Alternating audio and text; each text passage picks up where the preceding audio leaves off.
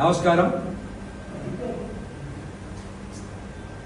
హిందూ దేవుళ్ళంటే నమ్మకం లేని వ్యక్తి, హిందూ దేవుళ్ళంటే లెక్కలేని వ్యక్తి, రెడ్ బుక్ అండ చూసుకొని దేవాదాయ ధర్మాదాయ శాఖలో రెచ్చిపోతున్నటువంటి వ్యక్తి ప్రస్తుత ఎండోమెంట్ కమిషనర్ రామచంద్రమోహన్. ప్రస్తుత ఎండోమెంట్ కమిషనర్ రామచంద్రమోహన్ ఇతను సుమారు 5,000 ఎకరాలు దేవుడు భూముల్ని రాష్ట్రంలో దేవాదాయ ధర్మాదాయ శాఖకి అదేవిధంగా హిందూ దేవుళ్ళకి నష్టం కలిగేలాగా సుమారు 4 నుంచి 5,000 కోట్ల రూపాయల తక్కువ రేటుకి అన్యాక్రాంతం చేసి వేల కోట్ల అవినీతికి పాల్పడినటువంటి వ్యక్తి ప్రస్తుత ఎండోమెంట్ కమిషనర్ రామచంద్రమోహన్. మీరు దేవాదాయ ధర్మాదాయ శాఖ కమిషనర్ గా హిందూ దేవుళ్ళ భూములకి, సత్రాలకి, ఆలయాలకి కాపలాదారులుగా ఉండమంటే మీరు ఇష్టానుసారం వేల ఎకరాల భూముల్ని, వేల కోట్ల రూపాయల్ని కొట్టేచేలా తయారైనటువంటి మీరు దేవాదాయ ధర్మాదాయ శాఖలో భూ బకాసురుడే అనేటువంటి అనుమానం మాకైతే చాలా స్పష్టంగా కలుగుతోంది.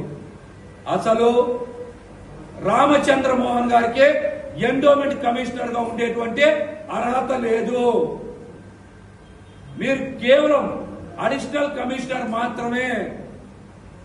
అడిషనల్ కమిషనర్ గా మిమ్మల్ని నియామకం చేయాలన్నా కూడా మీ ట్రాక్ రికార్డ్ మొత్తం చాలా నిజాయితీగా, నిబద్ధతతో హిందూ దేవుళ్ళకి సర్వీస్ ఇచ్చినటువంటి వ్యక్తి, సేవ చేసినటువంటి వ్యక్తి అయి ఉండాలి. కానీ మీ ట్రాక్ మొత్తం కూడా అవినీతి, అక్రమాలు, అమ్మేడాలు, 3 మెన్ కమిటీ విచారణలో, విజిలెన్స్ కమిటీ విచారణలో ప్రతి చోట మీరు పనిచేసిన ప్రతి చోట అవకతవకలు, అవినీతి. అట్లాంటి ట్రాక్ రికార్డు ఉన్నటువంటి రామచంద్రమోహన్ గారు అసలు ఎండోమెంట్ కమిషనర్ గా అర్హత లేదు. అయినప్పటికీ తెలుగుదేశం కూటమి ప్రభుత్వం రామచంద్రమోహన్ గారిని అడిషనల్ కమిషనర్ గా, అంటే దేవాదాయ శాఖ కమిషనర్ గా నియామకం చేశారు. మీ పదవీ కాలం 6 నెలలే ఉండాలి. సర్వీస్ రూల్స్ 49 ప్రకారం, ఫండమెంటల్ రూల్స్ 49 ప్రకారం మీరు 6 నెలలు మాత్రమే దేవాదాయ శాఖ అడిషనల్ కమిషనర్ గా ఉండేటువంటి అవకాశం ఉంది. ప్రభుత్వానికి నచ్చింది మరొక 6 నెలలు ఉండగలరు.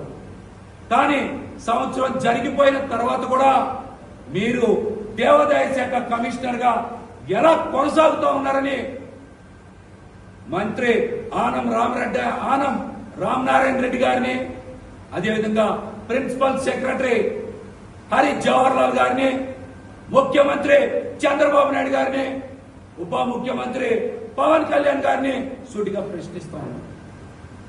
ఫండమెంటల్ రూల్స్ 49 ప్రకారం అనుమతించకపోయినా మీరు ఏ రూల్ ప్రకారం దేవాదాయ శాఖ కమిషనర్ గా ఇంకా రామచంద్రమోహన్ గారిని కొనసాగిస్తూ ఉన్నారో రాష్ట్ర ప్రభుత్వం సమాధానం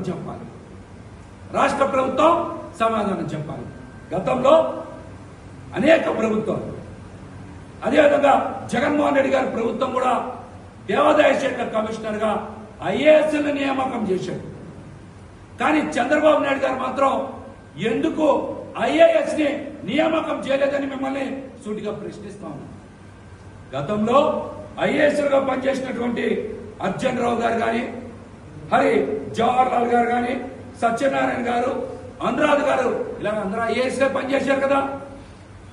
కానీ అర్హత లేకపోయినా రామచంద్రమోహన్ గారిని ఎలా కొనసాగిస్తా ఉన్నారు?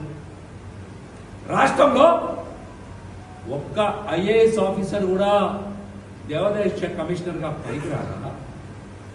నీతి నిజాయితీ పరులైతే దేవాదాయ శాఖ కమిషనర్ గా పనికిరారా?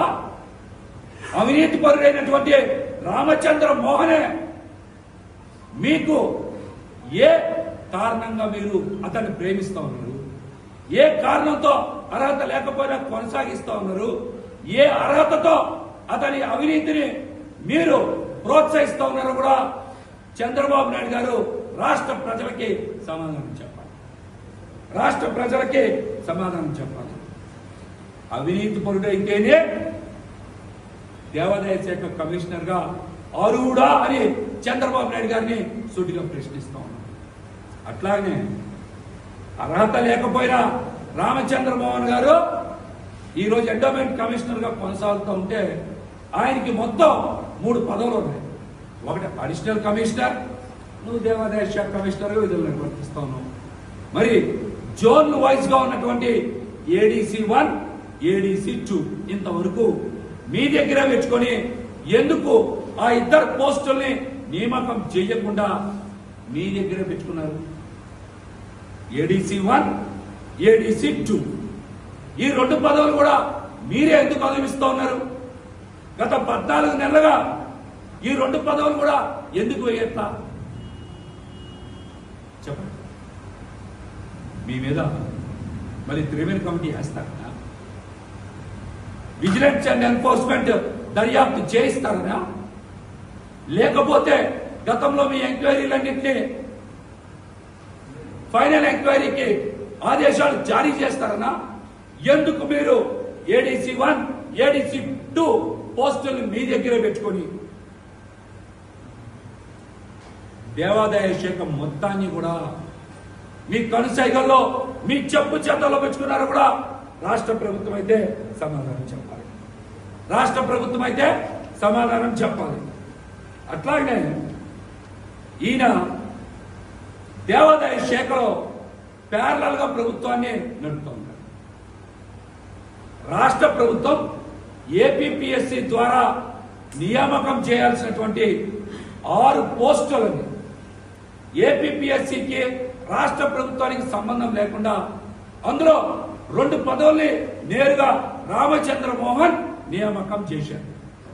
అంటే మీకు రాష్ట్ర ప్రభుత్వం ద్వారా ఏపీపీఎస్సీ అంటే లెక్కలేదు, రాష్ట్ర ప్రభుత్వం అంటే లెక్క లేకుండా రాష్ట్ర ప్రభుత్వం నియామకం చేయాల్సినటువంటి 6 పోస్టుల్లో 2 పోస్టుల్ని మీరు నియామకం చేశారా లేదా?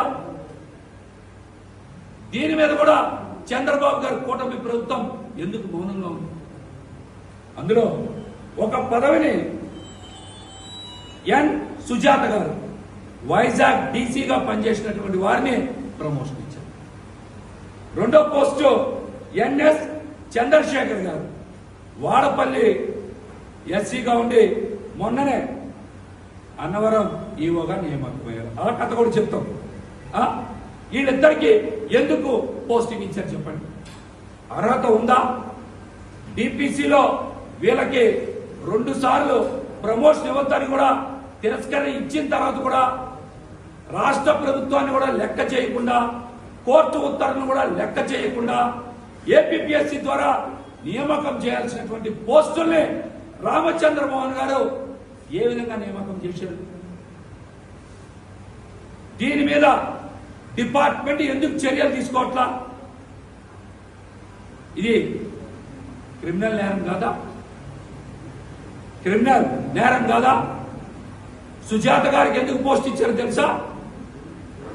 సింహాచలం భూముల్లో దగ్గర 3000 ఎకరాలకి అప్పుడు ఉండేటువంటి పై అధికారులు కానీ కమిషనర్ గారు కానీ అనుమతి తీసుకోకుండా ప్రాపర్టీ రిజిస్టర్ అంటే 39 నుంచి తొలగించినందుకు సుజాత గారికి ఇప్పుడు ప్రమోషన్ ఇచ్చారు. రాష్ట్ర ప్రభుత్వాన్ని కూడా లెక్క చేయకుండా అధికార దుర్వినియోగానికి పాల్పడుతూ ప్రమోషన్ ఇచ్చారు సుజాత గారికి. అట్లాగనే ఎన్ఎస్ చంద్రశేఖర్ గారికి కూడా డిపిఎస్ డిపార్ట్మెంటల్ ప్రమోషన్ కమిటీ కూడా డిపిసిలో కూడా అనుమతి లేకపోయినా, అర్హత లేకపోయినా ఆయనకి ప్రమోషన్ ఇచ్చారు. ఈ 2 పోస్టుల మీద రాష్ట్ర ప్రభుత్వం దర్యాప్తు చేయాలి. రామచంద్రమోహన్ గారి మీద క్రిమినల్ చర్యలు తీసుకోవాలి. అట్లాగనే ఇంకొక విషయం, 888 జీవో అని ఒకటి ఉంది. ఆ 888 జీవో రాష్ట్రంలో ఉద్యోగస్తులందరికీ కూడా సర్వీస్ మ్యాటర్స్ గురించి చెప్పేటువంటి జీవో. ఆ జీవోలో ఎక్కడ పనిచేసిన ఉద్యోగులకే అక్కడే దేవాదాయ శాఖలో ప్రమోషన్లు ఇవ్వాలి.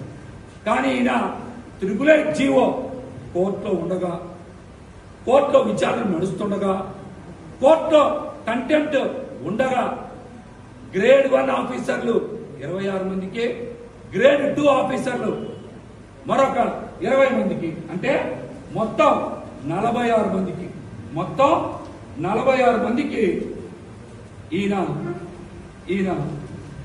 ప్రమోషన్ ఇవ్వడానికి, 46 మందికి ప్రమోషన్ ఇవ్వడానికి దగ్గర 15 కోట్ల రూపాయలు అక్రమ వసూళ్లకి మంత్రి ఆనం రామనారాయణ రెడ్డి గారు, రామచంద్రమోహన్ గారు కలిసి పంచుకోవడానికి జీవో నెంబర్ 888 కూడా పక్కన పెట్టి 46 మందికి అక్రమ పద్ధతిలో ప్రమోషన్ ఇవ్వడానికి 15 కోట్ల రూపాయలు కాజేసి రంగం సిద్ధం చేశారు. అందుకు సంబంధించినటువంటి ఆధారాలు ఇవన్నీ కూడా, అందుకు సంబంధించిన ఆధారాలు మీకు కూడా పంపిస్తాం. 888 జీవో కోర్టులో కంటెంప్ట్ లో ఉండగా ఏ విధంగా మీరు గ్రేడ్ 1, గ్రేడ్ 2 ఆఫీసర్లకి ప్రమోషన్ ఇస్తారో మీరు సమాధానం చెప్పాలి, సమాధానం చెప్పాలి. అట్లాగనే ఇంకొక విషయం, అన్నవరం ఈవో రామచంద్రమోహన్ గారికి అన్నవరం ఈవోగా ఉండేటువంటి ఇప్పుడు చక్రధరరావు గారికి ఏం చేశారంటే ఇప్పుడు కొత్తగా ప్రమోషన్ ఇచ్చారు. ఆయనకి కూడా 888 జీవోలో అర్హత లేకపోయినా ఆయన దగ్గర కూడా జీవో నెంబర్ 888ని అడ్డం పెట్టుకొని 2 కోట్ల రూపాయల అక్రమ వసూళ్లకి మంత్రి గారు ఈయన, మంత్రి ఆనం రామనారాయణ రెడ్డి గారు ఈయన కలిసి అన్నవరం ఆలయ ఈవోగా మొన్నే ఆయనకు ఉత్తర్వులు జారీ చేశారు. ఎప్పుడో తెలుసా? 13 ఏప్రిల్ 2026 అందుకు సంబంధించిన ఉత్తర్వులు. మీరు చెప్పండి, ఆయన 888 జీవో ప్రకారం అర్హత ఉందా? డిపిసిలో క్వాలిఫై అయ్యారా? కోర్టులో ఈ మ్యాటర్ పెండింగ్ ఉండగా మీరు చంద్రశేఖరరావు గారికి ఎఫ్ఐసి తగిలించి ఏ విధంగా ప్రమోషన్ ఇచ్చారు? 2 కోట్ల రూపాయల అవినీతి డబ్బులు తీసుకునే కదా మీరు ప్రమోషన్ ఇచ్చింది. దీంట్లో మీరు మంత్రి ఆనం రామనారాయణ రెడ్డి గారు పంచుకున్న మాట నిజమా కదా? ఈయనకు అర్హత ఉందా? ఈయన జేసీ క్యాడర్ అసలు చెప్పండి. దీనికి కూడా రాష్ట్ర ప్రభుత్వం సమాధానం చెప్పాలి. రాష్ట్ర ప్రభుత్వం సమాధానం చెప్పింది. అట్లాగే రామచంద్రమోహన్ గారిని అసలు వైసీపీ ప్రభుత్వం ఆయన మీద 2021లో 3 మెన్ కమిటీ వేసి విచారణ చేయమని చెప్పారు. ఆ రోజు 3 మెన్ కమిటీలో ఇతరు సింహాచలం కానీ, మాన్సాస్ ట్రస్ట్ కానీ, అన్నవరంలో కానీ అనేక అవకతవకలకు పాల్పడ్డారని, 3000 ఎకరాలకు పైగా సింహాచలం భూముల్ని ప్రాపర్టీ రిజిస్టర్ నుంచి తొలగించారని, వేల కోట్ల రూపాయలు అక్రమాలకి పాల్పడ్డారని ప్రాథమిక దర్యాప్తులో చేరిన తర్వాత ఇతన్ని సస్పెండ్ చేశారు. సస్పెండ్ చేస్తే కోర్టుకెళ్ళి ఇతను ఇంకా విచారణలో ఉంది కాబట్టి, నా మీద విజిలెన్స్ ఎంక్వైరీ ఇంకా జరగలేదు కాబట్టి నన్ను పోస్టింగ్ లో తీసుకోమని చెప్పారు. కోర్టు కూడా మీ గురించి ఏం చెప్పిందంటే మీరు మంచోడనో, మీరు ఉత్తముడనో, మీ మీద ఎటువంటి తీర్పు ఇవ్వట్లేదు. ఇంకా పూర్తి స్థాయి విచారణ జరిగిన తర్వాత మీ మీద తదుపరి చర్యలు తీసుకుంటామని చెప్పారు. దాన్ని మీరు అడ్డం పెట్టుకొని పోస్టింగ్ తెచ్చుకొని ఈ రోజున అక్రమ పద్ధతిలో దేవాదాయ శాఖ కమిషనర్ అయ్యారు. మీరు తెచ్చుకున్నట్టు ఆర్డర్ ఇది కూడా మీరు తెచ్చుకున్న ఆర్డర్. ఈ ఆర్డర్లో మీరు కావాలని చదువుకోవచ్చు, మీకు కూడా పంపిస్తాయి. ఎక్కడా కూడా రామచంద్ర మోహన్ గారు మంచోడని చెప్పరా కోర్టు. ఇంకా పూర్తి స్థాయి విచారణ జరగలేదు కాబట్టి ఇతని మీద తదుపరి చర్యలు తీసుకోవద్దని చెప్పారు. అంతే. విజిలెన్స్ అండ్ ఎన్ఫోర్స్మెంట్ దర్యాప్తు చేశాక ఇతని మీద నిర్ణయం తీసుకుంటామని కూడా కోర్టు చెప్పింది. అయినా కూడా ఇతను ఏ విధంగా పోస్టింగ్లోకి వచ్చారు. దీంతో పాటు ఇంకొక పెద్ద విషయం ఏంటి తెలుసా? రామచంద్ర మోహన్ గారి మీద తెలుగుదేశం పార్టీ కూడా, కూటమి పార్టీ కూడా 2024 నవంబర్ 14న వాళ్ళు కూడా కమిటీ విచారణ చేశారు. 2024 నవంబర్ 14న కూడా రామచంద్ర మోహన్ గారి మీద 3 మెన్ కమిటీ, వైఎస్ఆర్సీపీ ప్రభుత్వం ఏదైతే కమిటీలో 3 మెన్ మెంబర్స్ పెట్టారో అదే 3 మెన్ మెంబర్స్ తో విచారణ చేయాలని రామచంద్ర మోహన్ మీద తెలుగుదేశం పార్టీ ఉత్తర్వులు జారీ చేసింది. ఉత్తర్వులు జారీ చేసినటువంటి తెలుగుదేశం పార్టీ కూటమి ప్రభుత్వం ఎందుకు దర్యాప్తుని నిలిపివేసింది? రామచంద్ర మోహన్ మీద మీకు అంత భ్రామించి ఎవరు రామచంద్ర మోహన్ మీద దర్యాప్తు జరగకుండా అడ్డుపడ్డారు? రామచంద్ర మోహన్ అవినీతి ప్రసాదాన్ని నారా లోకేష్ గారికి ఇచ్చారా? చంద్రబాబు గారికి ఇచ్చారా? పవన్ కళ్యాణ్ గారికి ఇచ్చారా? లేదా మంత్రి రానం నారాయణ రెడ్డి గారికి ఇచ్చారా అవినీతి ప్రసాదాన్ని? అందుకనే తెలుగుదేశం పార్టీ ఇచ్చినటువంటి ఉత్తర్వులు నిలిపివేసి ఎవడైనా సరే అడిషనల్ కమిషనర్ పదవి ఇస్తారా? మీరే విచారణ చేయమని. అది కూడా ఎవరితో? వైసీపీ ప్రభుత్వంలో ఉన్నటువంటి 3 మెన్ కమిటీలో ఎవరైతే 3 ఉన్నారో వాళ్ళతోనే తిరిగి దర్యాప్తు చేయమని చెప్పారు కదా మీరు. వాళ్ళతోనే చేయమని చెప్పారు కదా. వేరే ఎవరిని పెట్టలేదుగా మీరు. వేరే ఎవరిని పెట్టలేదుగా. దీనికి కూడా కూటమి ప్రభుత్వం సమాధానం చెప్పాలి. ఇంకో ముఖ్యమైన విషయం ఏంటంటే ఈ మధ్యనే రామచంద్ర మోహన్ గారు కాళహస్తిలో కూడా 200 ఎకరాలు దేవుడి భూములను మాయం చేయడానికి అన్ని అనుమతులు సిద్ధం చేస్తా ఉన్నారంట. దాంతో పాటుగా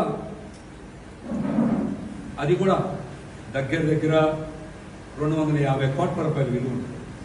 కాళహస్తిలో 200 ఎకరాల భూమి కూడా 250 కోట్ల రూపాయల విలువ ఉండేటువంటి భూముల్ని కూడా తక్కువ ధరకి వేరొకరు కట్టబెట్టడానికి రామచంద్ర మోహన్ గారు రంగం సిద్ధం చేస్తున్నాడు. దీంతో పాటుగా గొల్లపూడిలో ఎండోమెంట్ కమిషనర్ కార్యాలయం ఎదురుగా ఉండేటువంటి 18 ఎకరాల కమర్షియల్ ల్యాండ్ ఉంది. అది కూడా గొల్లపూడిలో వేణుగోపాల స్వామి గుడికి చెందిన భూమి. ఆ 18 ఎకరాల భూమి కూడా దగ్గర 250 కోట్లు. ఈ మొత్తం కూడా 500 కోట్ల రూపాయల విలువైన భూముల్ని అన్యాక్రాంతం చేయడానికి రామచంద్ర మోహన్ గారు రంగం సిద్ధం చేశారు. దీనికి ప్రభుత్వ పెద్దల దగ్గర నుంచి మద్దతు ఉంది. ఫైల్స్ వేగంగా కదుపుతా ఉన్నారు. దేవుడి భూములను కాపాడాల్సినటువంటి రాష్ట్ర ప్రభుత్వం, అదేవిధంగా ఎండోమెంట్ కమిషనర్ ఇంత యథేచ్ఛగా హిందూ దేవుళ్ళ భూముల్ని కాజేస్తా ఉంటే మనం